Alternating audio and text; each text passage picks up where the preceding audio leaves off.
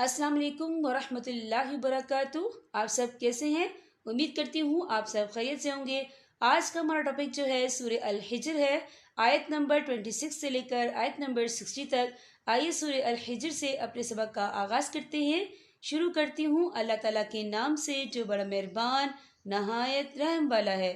ترجمہ: ہم نے انسان کو سڑے ہوئے گارے کی کھن کھناتی ہوئی مٹی سے پیدا کیا اور جنات کو اس سے پہلے ہم نے لو کی آگ سے پیدا کیا تھا۔ اور وہ وقت یاد کرو جب تمہارے پروردگار نے فرشتوں سے کہا تھا کہ میں گارے کی کھن کھناتی ہوئی مٹی سے ایک بشر کو پیدا کرنے والا ہوں، لہٰذا جب میں اس کو پوری طرح بنا لوں اور اس میں اپنی روح پھونک دوں تو سب اس کے آگے سجدے میں گر جانا۔ چنانچہ سارے کے سارے فرشتوں نے سجدہ کیا سوائے ابلیس کے کہ اس نے سجدہ کرنے والوں میں شامل ہونے سے انکار کر دیا۔ اللہ نے کہا، ابلیس تجھے کیا ہوا کہ تو سجدہ کرنے والوں میں شامل نہیں ہوا؟ اس نے کہا، میں ایسا گرا ہوا نہیں ہوں کہ ایک ایسے بشر کو سجدہ کروں جسے تو نے سڑے ہوئے گارے کی کھن کھناتی ہوئی مٹی سے پیدا کیا ہے۔ اللہ نے کہا،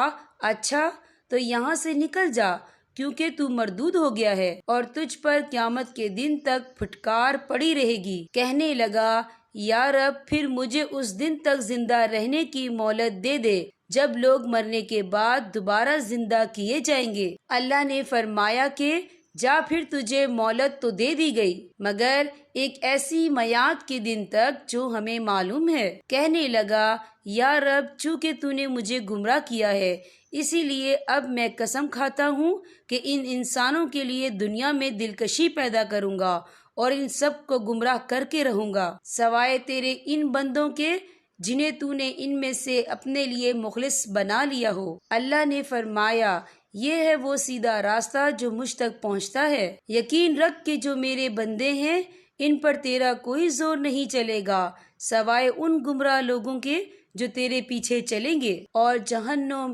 ایسے تمام لوگوں کا طے شدہ ٹھکانہ ہے۔ اس کے 7 دروازے ہیں، ہر دروازے میں داخلے کے لیے ان دوزخیوں کا ایک ایک گروہ بانٹ دیا گیا ہے۔ دوسری طرف متقی لوگ باغات اور چشموں کے درمیان رہیں گے۔ ان سے کہا جائے گا کہ ان باغات میں سلامتی کے ساتھ بے خوف ہو کر داخل ہو جاؤ۔ ان کے سینوں میں جو کچھ رنجش ہوگی اسے ہم نکال پھینکیں گے۔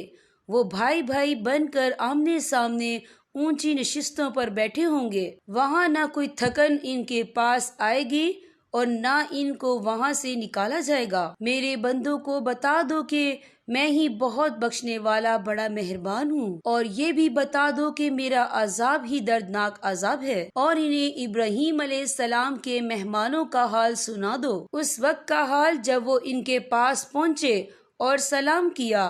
ابراہیم علیہ السلام نے کہا کہ ہمیں تو تم سے ڈر لگ رہا ہے۔ انہوں نے کہا، ڈریے نہیں، ہم تو آپ کو ایک صاحب علم لڑکے کی ولادت کی خوشخبری دے رہے ہیں۔ ابراہیم علیہ السلام نے کہا، کیا تم مجھے اس حالت میں خوشخبری دے رہے ہو جبکہ مجھ پر بڑھاپا چھا چکا ہے؟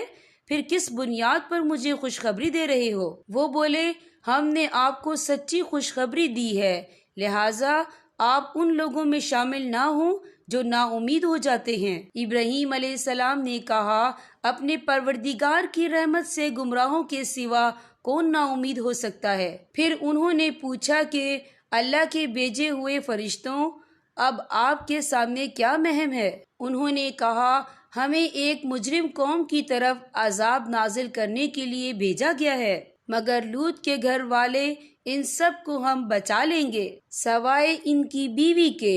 ہم نے یہ طے کر رکھا ہے کہ وہ ان لوگوں میں شامل رہے گی جو عذاب کا نشانہ بننے کے لیے پیچھے رہ جائیں گے۔